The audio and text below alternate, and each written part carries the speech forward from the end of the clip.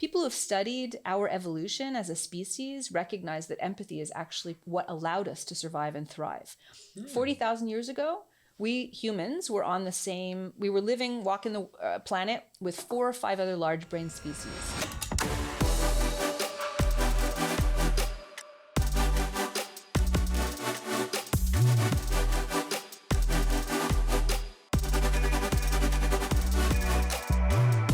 Welcome to the Warrior Growth Academy podcast, where we go on a journey of discovering who we truly are and becoming the best versions of ourselves.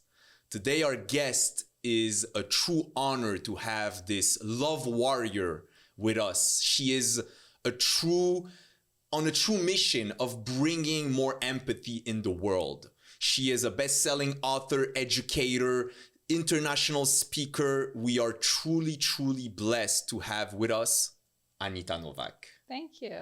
Welcome. I'm so excited to be here, really. I am, really. Despite the cold outside, I think we have a lot of heat and love in the studio. No doubt. Yes.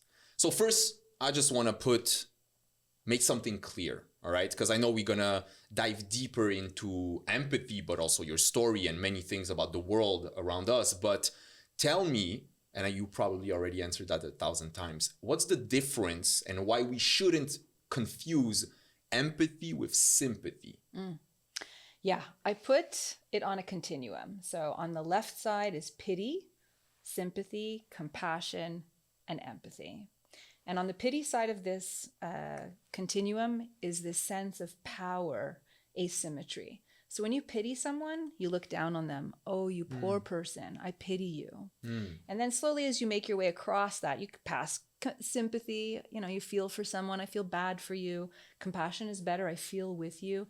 Empathy is a really powerful human trait and human emotion. I think it's second most powerful emotion, only second to love. Ooh. And I think what's especially potent about empathy is that it's the innate trait that unites us in our shared and common humanity. It's what allows us to feel together like we know what it's like to feel love. We know what it's like to feel fear, shame, embarrassment. We have those emotions in common, and empathy is what connects us, but with an important caveat, and that is that we don't deny lived experience. So even though maybe you and I are going through a similar thing, like a breakup, so we might be able to empathize, I don't really know what it's like for you because I'm not in your shoes. So that's important to know. But I think empathy is a stronger feeling than sympathy because the power asymmetry is gone. So what would look like, let's say, in the case that you said that, let's say I'm going through a breakup, a divorce. What would empathy look like, and what would sympathy look like of you towards me, for example? Well, first of all, if you're telling me about your heartache, I am holding the space, and I'm working really hard at not kind of coming back to you with my version of what happened to me too. Oftentimes in the sharing, we want to say, oh yeah, I know exactly what you feel like. I felt like that too. But actually there's a real gift in holding the space for someone to speak and feel heard, where there's quiet and silence in the conversation, and a really good use of reflecting back what you've just heard. So you might say something like, give me a sentence about what's going on with your breakup. I feel that I'm lost, that I will not find someone else, and that I'm alone in the world. You really feel alone in the world, don't you? So I'm reflecting back something that you just said. And even though it might feel kind of like you're pretending to sound empathic by reflecting back those words, because you just used those words and I reflect them back, you feel heard in a really different way in your brain. And then it opens up the door for you to continue divulging the next layer. If somebody who's holding space is busy sharing like, oh my gosh, yeah, and I remember what it felt like for me, then it's not empathizing, it's not holding the space, it's not active listening. And we're always so busy in our minds listening to respond instead of listening to understand. And if we're emotionally triggered in an argument, nobody's listening to understand. We're only listening to respond. So the act of sort of listening, holding space is a really big empathy trait. That's really powerful. Listening to Understand. To understand, not to respond. And it is crazy. I think you could, I mean, it's probably have been done by scientists or any type of curious person to listen to people's conversations. I've myself, just by thinking of that here and there throughout my life, I'm like, wow, it really feels that a lot of conversations are kind of just someone's waiting for the moment that the other person finishes their sentence, sometimes not even, to just say what they think. So it's not even a fluid conversation that is built up. It's more I say my thing, you say your thing, I say my thing, you say your thing. And there's kind of like this lack of synergy, right? My dad used to say when I was dating through my 20s and 30s, I'd call him up like, Dad, I'm going on a date. And he'd say, remember, Anita, you have 2 ears and 1 mouth and use them in that proportion. And he wasn't trying to be like dismissive of me as the female in the couple. He was just saying, like, spend some time getting to know somebody by listening and not making it about you. You know, people will remember how they feel around you. So a lot of time when we're talking to impress somebody, and we're feeling like, oh, now that they've just mentioned Thailand, I'll talk about my trip to Cambodia, right? But if you actually are not trying to respond, but trying to understand, trying to be more curious, trying to get more information in a sensitive way, the person will feel better around you. Absolutely. It's funny because literally yesterday I was listening to a podcast with, you probably heard of him. He has also a master class and he's a best-selling author, Chris Vaughn, ex-FBI terrorist negotiator. And he said that the main trait to what comes down a good negotiation, which technically, you know, a negotiation has a lot of little ingredients, which is establishing common ground, establishing a desired outcome, blah, blah, blah, right? It's not just like, you do this, I do this, you do this, right? But it came down to empathy. I totally believe that. And we all need to practice more empathy. I mean, this was just an example that we use right now about the breakup, but I do a lot of talks with companies, and people are asking, how do you become a more empathic leader? So an example that I use often is, okay, let's say you're at your desk, your office, you've got your laptop open and you're responding to emails and you get something that's upsetting, like you have to work through the weekend, you have to cancel your plans, or you miss some KPIs or whatever. And in walks somebody into your office saying, hey, can I have 2 minutes of your time? I need to chat. And it's a star performer on your team. So you say, of course, right? But you are feeling a little bit frazzled from whatever you were just reading. And the person says, I need to take a week off because my partner had a miscarriage and we need some time to just recover from that. So in that moment, the first step is to have the self-awareness that you are actually emotionally concerned about this other thing.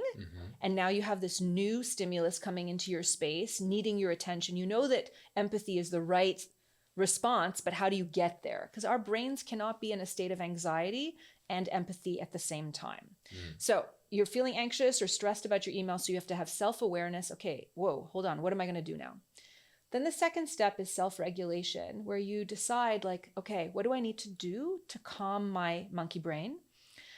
So a couple of deep breaths, right? If you just take 2 or 3 deep breaths, your parasympathetic nerve system is going to work differently, right? So you just do that quietly. Take a couple of deep breaths.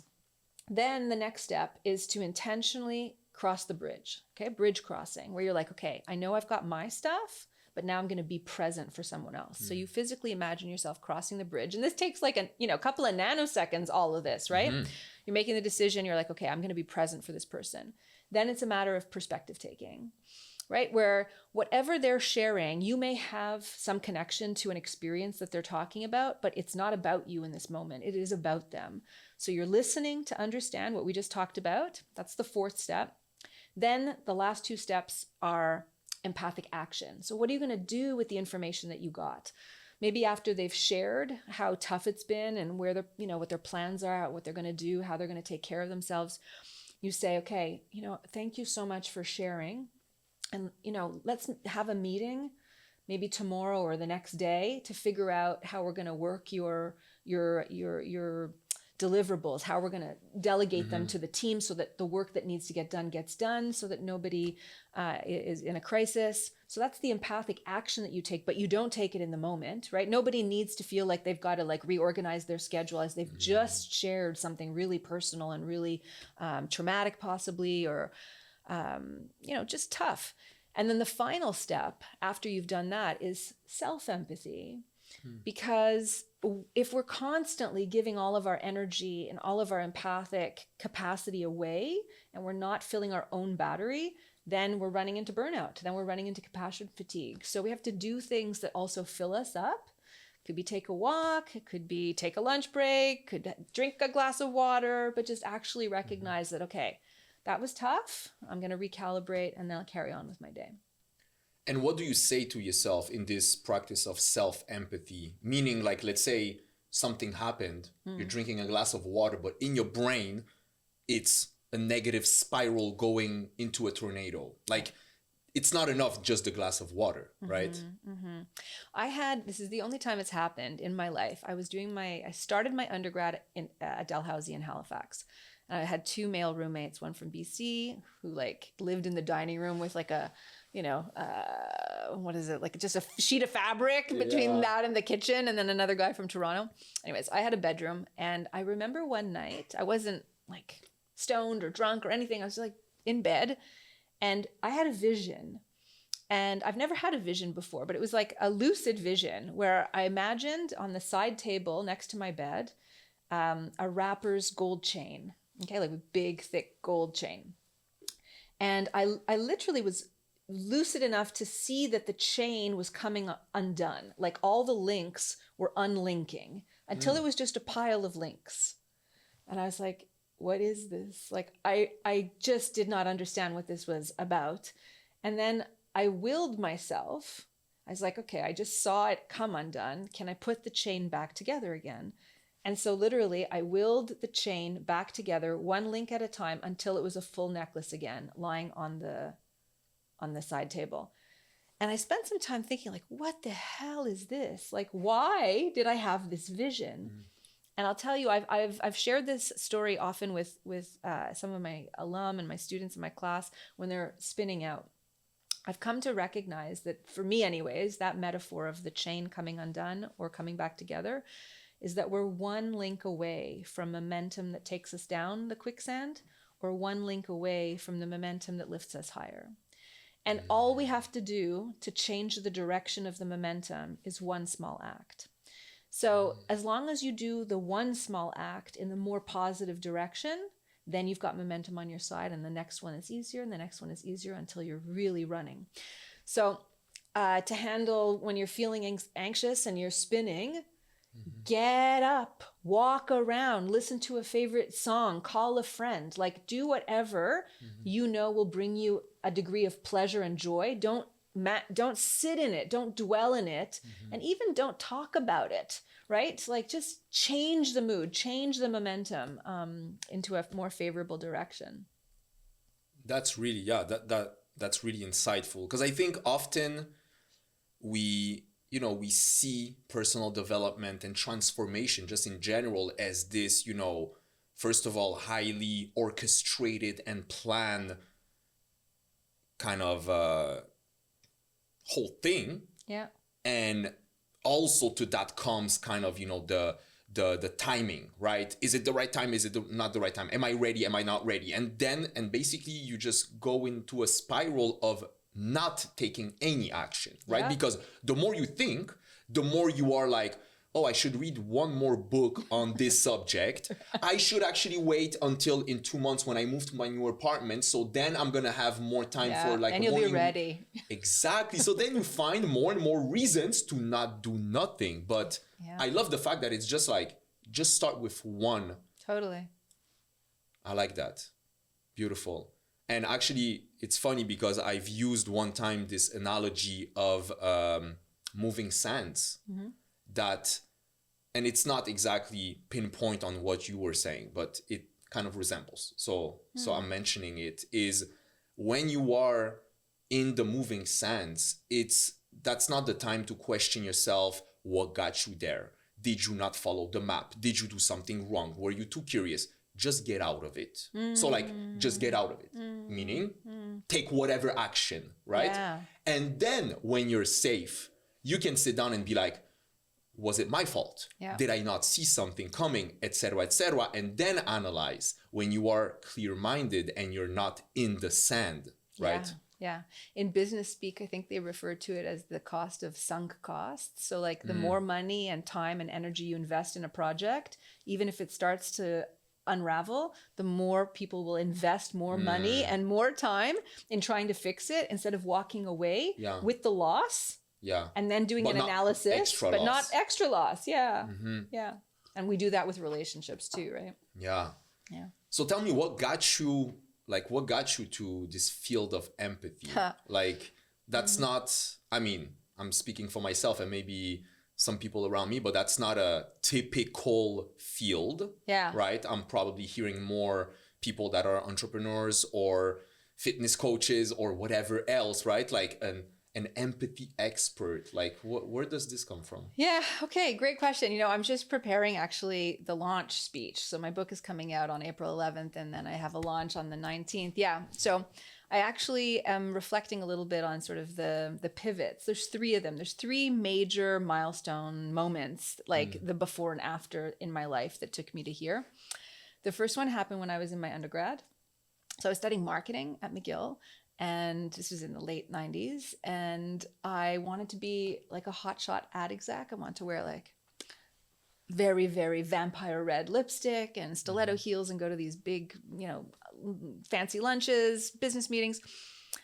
And I had a roommate who's now an orthopedic surgeon in New York, and he was dating a woman that was part of a film festival. And so he was going to a lot of the films, and he dragged me out one night. And so it was a feminist film festival, and I didn't even know what feminism meant, back then.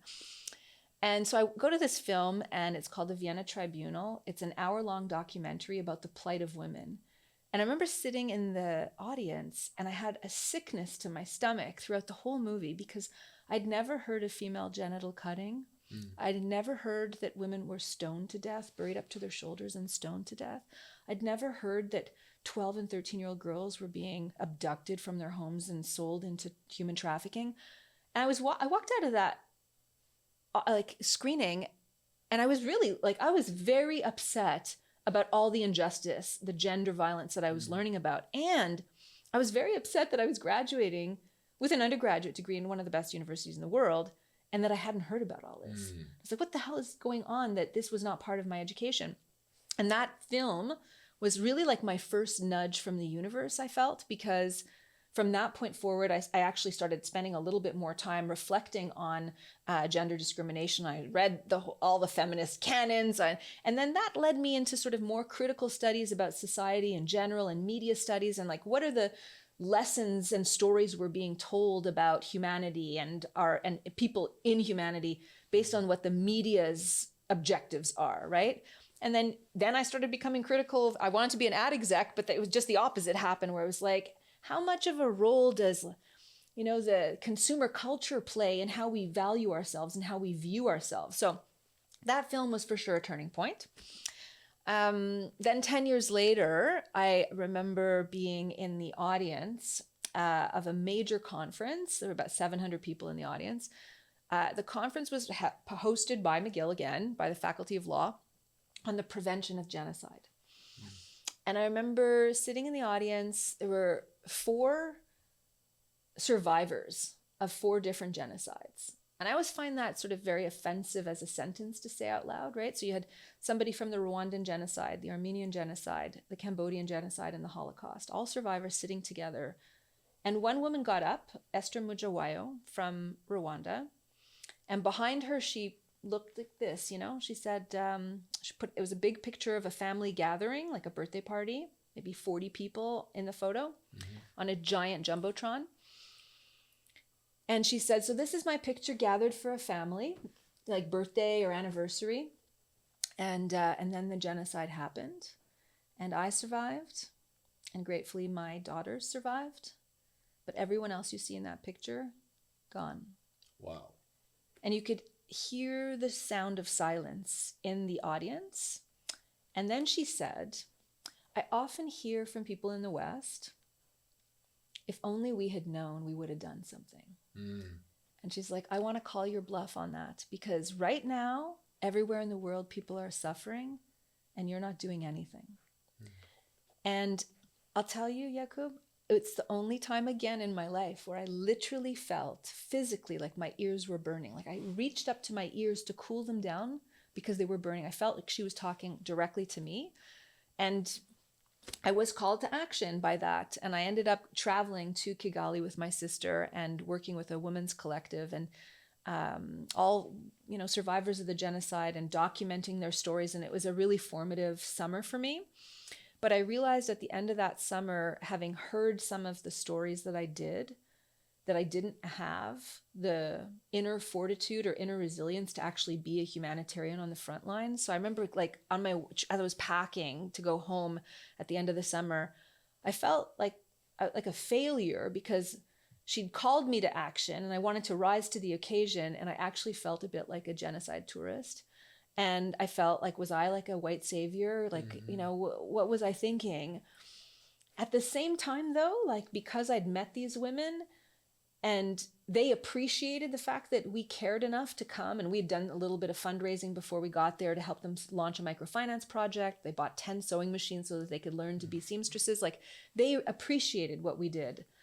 And so there's that tension between they recognized and were grateful that they were seen as human beings. I felt like I was going to go home and carry on with my life, knowing what I had just seen, and how could I reconcile that? So I had a bit of a breakdown. Didn't know what I was going to do. But that call to action was what I call my second nudge from the universe. And then the third happened sort of at the midway point of my PhD. So I'd finished all my coursework and I had an excellent thesis advisor. And I was headhunted to start a fundraising campaign for girls' education. And I was really excited about that mandate, but I knew that I couldn't do both, work on my PhD and raise 20 million at the same time. Wow. Yeah, it was a big mandate. And so I said to my supervisor, I need a year off. I'm going to take a year sabbatical and I'm going to come back to this. He's like, don't do that. You're never going to finish if you take that much time off. And I said, no, Michael, I'm serious about this. And he's like, fine, do what you want. But come see me at 6 months.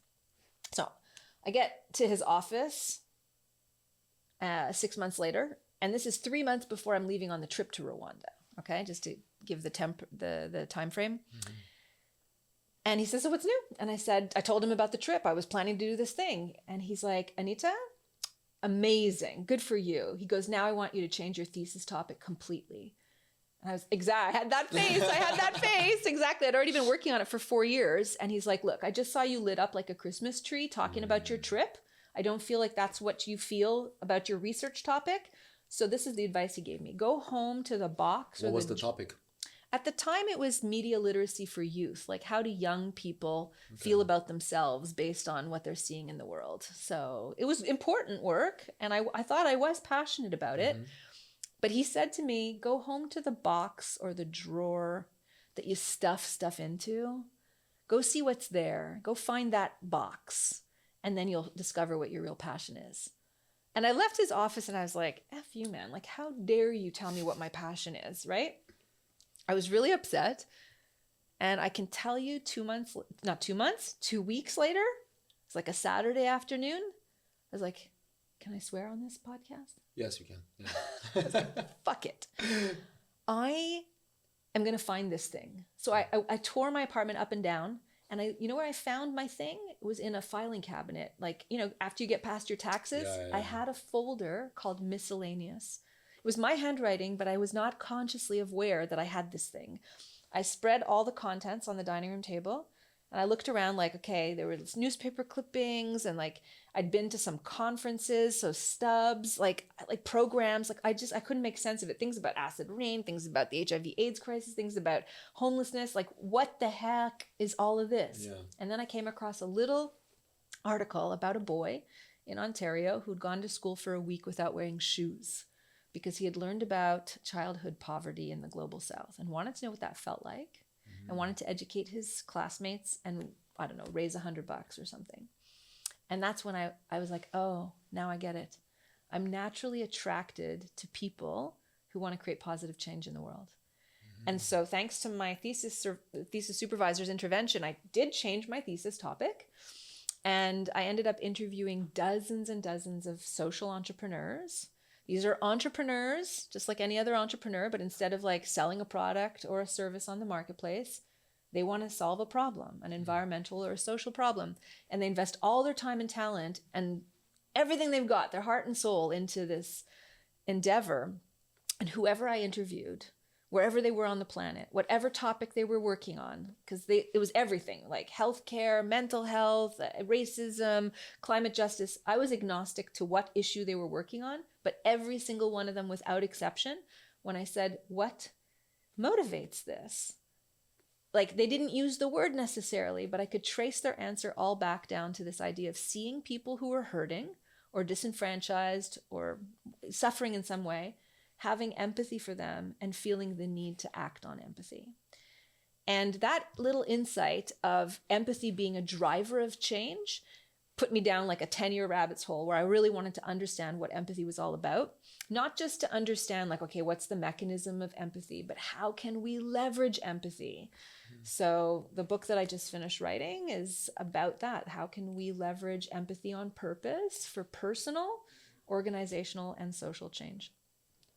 Right before we get into your book, because this is very exciting, and I think you told me you just received it yesterday. I did. That's really exciting. It is. So just a quick kind of simple question, I would say. I'm not saying the answer will be simple, but kind of a simplified question. Why would I'll understand that you can convince, someone in a position of leadership. I understand you can convince organizations and governments of the importance of empathy. How would you approach in order to convince a regular gal or girl, guy or girl, guy or gal, right? Like, what does it change, right? Like someone who is not a bad person. They're not working on their empathy necessarily, but they're not a bad person. So like, why would the average citizen of this world, dive into this and bring more empathy in themselves and in their world? Okay, let me tell you a story. When I started learning about the neuroscience of empathy and the fact that we could actually change our brain by thinking more empathic thoughts, you probably already know brain plasticity. The more often you think a thought, the quicker that thought will happen, will get channeled in your brain, right? So you can actually change the neural connections in your brain. If you want to feel more confident, you have to think more confident, right? So same thing with empathy. You go to the gym, you do your bicep curls, you grow bigger biceps. You think more empathic thoughts, you behave in more empathic ways. Guess what happens? You become more empathic. So when I learned about this, I started doing all sorts of experiments. And I remember this one occasion, I was in a big office tower in Montreal, Place Ville-Marie, waiting in the lineup at a FedEx store. This is 10 years ago, before we had phones like on the end of our hands to distract us. It was during the holiday season, and I was waiting in the lineup for half an hour. And everybody was bored and everybody was frustrated. And I get to the counter. It's finally my turn. And the woman who greets me at the counter is a nasty. I mean, not just a little bit rude, but like, and she aroused for me, like triggered me, like, you think you're that? I was ready to call her on it. Yeah. And in a nanosecond, I had a flash of like, oh, can I practice empathy? Let's see what will happen. I looked at her and I said, are you okay? And she took a little pregnant pause to figure out whether or not I was being sarcastic or if I was being earnest. She started to burst into tears. The tears just flowed from her eyes. And she said, my son's at home with a fever. I think I'm getting sick. I've worked 2 weeks, double shifts. It's 3 p.m. I haven't had a lunch break. I'm just exhausted. Wow. And we held hands across the FedEx counter for 3 or 4 minutes as she cried and shared with me, just expunged what she needed to expunge. Perfect stranger. Yeah. And when she was done, I said, I'm going to go get you something from the food court. What would you like? She said, a mint tea. I said, I'll get you a mint tea. I came back and she sent my package with efficiency and grace. I don't know her name, Yakub, but I'll never forget her. Because that little moment opened up for us empathy, which is the innate trait that unites us in our common humanity. I have been in her shoes. I have been that stressed out, so tired, exhausted, and I've treated people poorly. And I had the opportunity to be on that side of the equation where I gave her the chance for her humanity to show up. So to answer your question, because that was just the story to make my point, empathy is good for us. It's not only good for the person who receives the empathy, it's good for the person who extends the empathy. And brain science proves that. You can have your brain in an fMRI machine, and the same pleasure and reward centers that light up when you're eating a chocolate cake, or when you're high on psychedelics, or when you've just had an orgasm. I'm not quite sure how they study that, but whatever. The same pleasure and reward centers light up when you're in an empathic embrace with somebody, when you're feeling emotionally connected to somebody. So it's good for our physiology to be connected. So why would a average gal or bloke want to engage in empathy? Because it's good for us and it's good for everyone, and the world needs it. I like that. No, it's true. It's very simple. It comes down to something very simple, and it is true.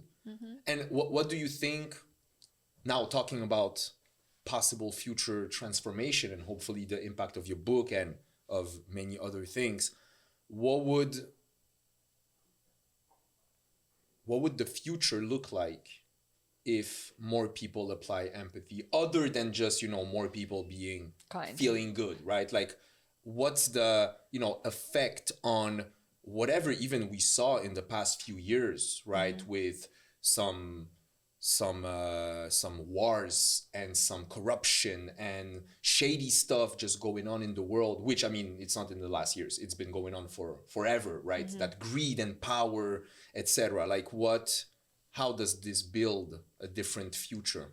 Yeah, I'm not so naive to say, let's just all be more empathic and the Ukraine war will end, right? Standing in the face of, a weapon. I don't mean to be Pollyannish about empathy at all. But what I will say is, you probably are fully aware of Maslow's hierarchy of needs, right? You've probably seen the little triangle. Yeah. Okay. When your basic needs are met, you get to the top of the pyramid and you get to what he calls self-actualization. Well, just before he died of a heart attack, he actually said, "Oh my, how wrong was I about that theory? Achieving all that we can be is not the apex of human achievement. Instead of self-actualization, what you really want to get to is self-transcendence. You really want to get to a place where you are transcending the self and being of service to something greater than yourself." So I think you're a good example, Jakub. So you want to fully actualize yourself, and in that journey, you've had some wins. You recognize how healing it is, how much agency you have. You feel empowered. You love your life. There's joy. You want more people to have that, right? Yeah. You want people to know those lessons, right? So self-transcendence, everybody, you can look at any of the spiritual leaders in the world or the luminaries that have walked the earth, Mother Teresa, Gandhi, Martin Luther King. They all talked about service. So I think that if we all dialed up empathy in our personal lives to the point where we actually were really thinking about how could our lives be of service to others, to help each other out, which is what we're humans. I'm taking a little entre parenthèses here just to say, people who have studied our evolution as a species recognize that empathy is actually what allowed us to survive and thrive. 40,000 years ago, we humans were we were walking the planet with 4 or 5 other large brain species. But we survived because, the scientists say, the whites of our eyes grew really large relative to other mammals. We lost most of our facial hair, and we dropped our testosterone. And all of those physiological things that happen, like the whites of our eyes growing, is so that I could read your facial expression better. We had to empathize, understand what each other was trying to explain without necessarily using words, so that we could collaborate and fight the good fight together in the face of whatever the circumstances were. So I believe that empathy is part of our human nature. But in the culture that we live in now, which is all about like me and performing and being all fancy, we have completely lost touch with actually what lights us up. And what lights us up is being kind and helpful to one another and feeling a sense of belonging and feeling a sense of like, hey, we're working together. So even though I don't want to sound naive, I really do believe that if we turned up the volume of empathy in our lives and we all did it at an aggregate level, we'd be living in a totally different world.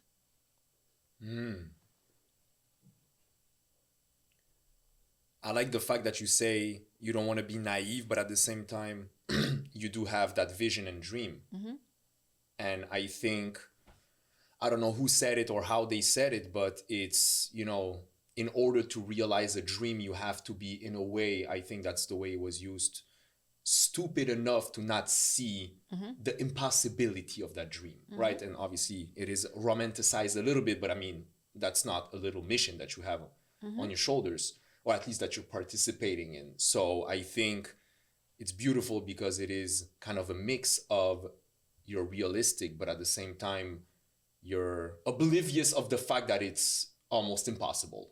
You know, I'll quote one of my favorite people on the planet, Dr. Muhammad Yunus, who is the grandfather of microfinance and a Nobel laureate. He wrote the intro to your book, right? He wrote the preface. Yeah, it is true. It is true. Okay. He says we need more social fiction. So I love his idea that, you know, science fiction, whoever writes science fiction for movies or books has this vision of what the world will look like sometime down the future and what kind of technology will exist. Like, whoever thought hundreds of years ago that we'd have a telephone or Wi-Fi and be able to chat with each other on Zoom and fly in airplanes? Like, it's all of that. Now we're going to go to Mars. I mean, these are all, and we love the innovation, the forward thinking of all of these like science fiction thinkers, right? And it's bore out, but we don't have enough social fiction heroes who believe that the world could be without war, that could be without famine, could be without violence. And I think that if we could, you know, you just walk into any regular pharmacy and see how many versions of shampoo and conditioner there are. A lot of brain power went into the ingredients, the design, the marketing, the selling, the production, the whole flow of products and goods. Imagine if we unleashed all of our brain power, our capacity, our generative, creative brain power to solving some of those social problems. What could happen? Well, technically, if you would like to do that today, it would have to be profitable. So now the question is, and that's just obviously an angle and an approach, but how could empathy be profitable in the world?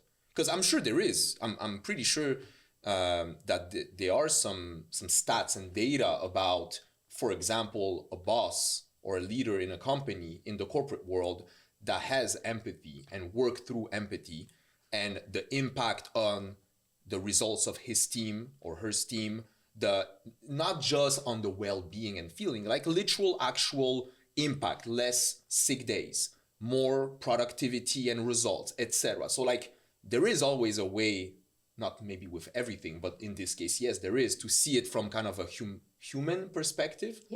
And also from like a business, which in a way, that's the reality of today. If you want to get stuff done, it's the business that's going to drive it. Everything that you just said is absolutely true. So there's real research that shows most of the KPIs within for-profit companies go up when you have empathic leadership and an empathic culture. So there's less absenteeism, less presenteeism, which is a new word for me, where you're present, like physically present, but you're not really like in your head doing the job. There's less sick days. There's more innovation because people trust each other more and there's more like social capital. So people take more risks easily. But like, if you think about the workplace trends that are happening over the last few years and people are paying attention to empathy in a big way, think about, you've got the Great Recession and quiet quitting. And now there's this new trend, a TikTok trend on like Monday, like ease into Monday, you know? So there's this whole set of questions that people have about, okay, am I really going to devote 40, 50, 60 plus hours a week to an organization when I don't feel like it's really filling my battery? So there's this whole kind of question about, what is my purpose? COVID also had us reevaluate sort of like the meaning of our lives, and what are we doing with with ourselves. So I think companies have to also accept that their employees, before they are employees, are people with complex lives, and they want to come to a place where they feel happy to be there, doing work where you're not being called out. It's not a toxic work environment. You feel psychological safety, you feel a sense of belonging, where there's real inclusion. All of that matters, especially to the younger generation. And there's a huge war for talent. People don't understand Gen Zs because they have a different set of values. They're bringing sustainability and EDI. Those are like non-negotiables for them. So I think it matters to the bottom line that leaders and organizations are empathic. And I think that too is important because we're moving inevitably towards a world where we have stakeholders are much more important than shareholders. Like we've lived that model, and capitalism, late stage capitalism is taking us over a cliff. That's why we're in the climate change scenario that we're in.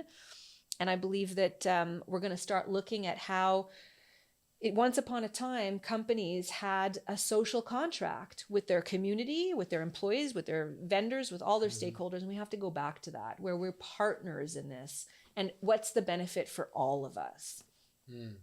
Yeah. Tell us about your book and show it. Show it. Where is it? You got it there.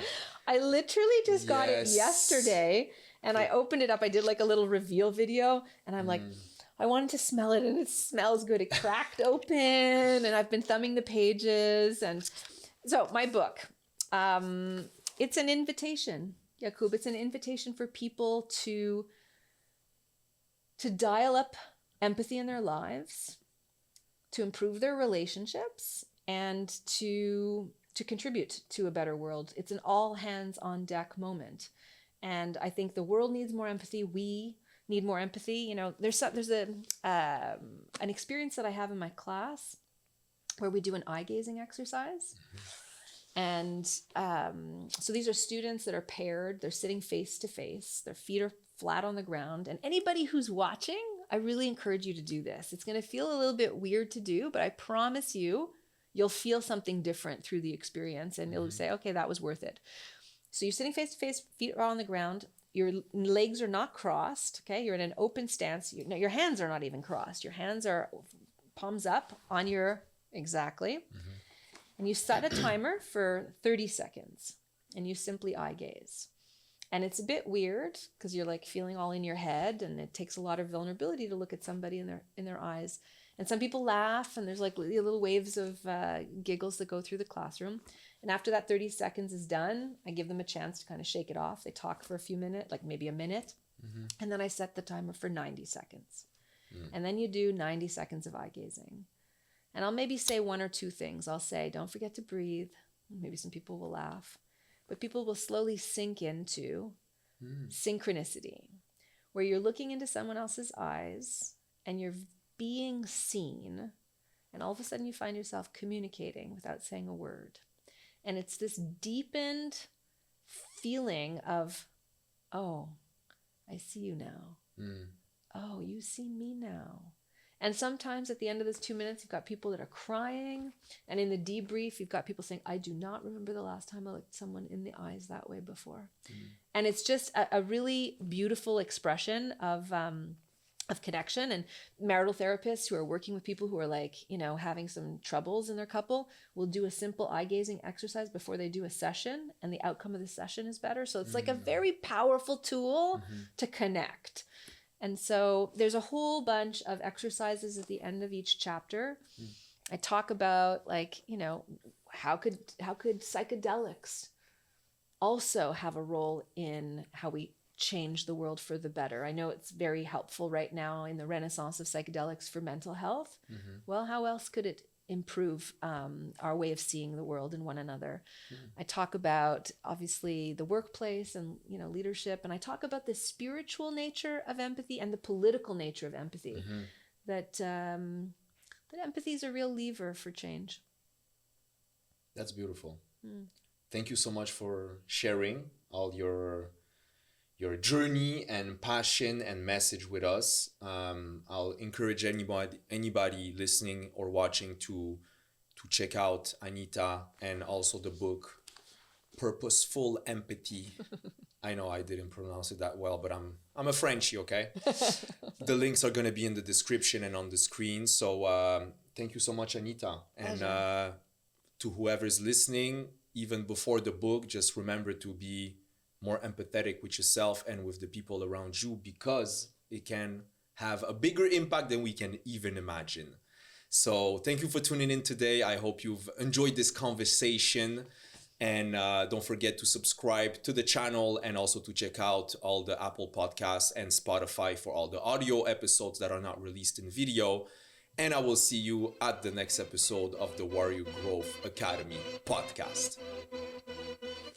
It's a wrap. Check! Check.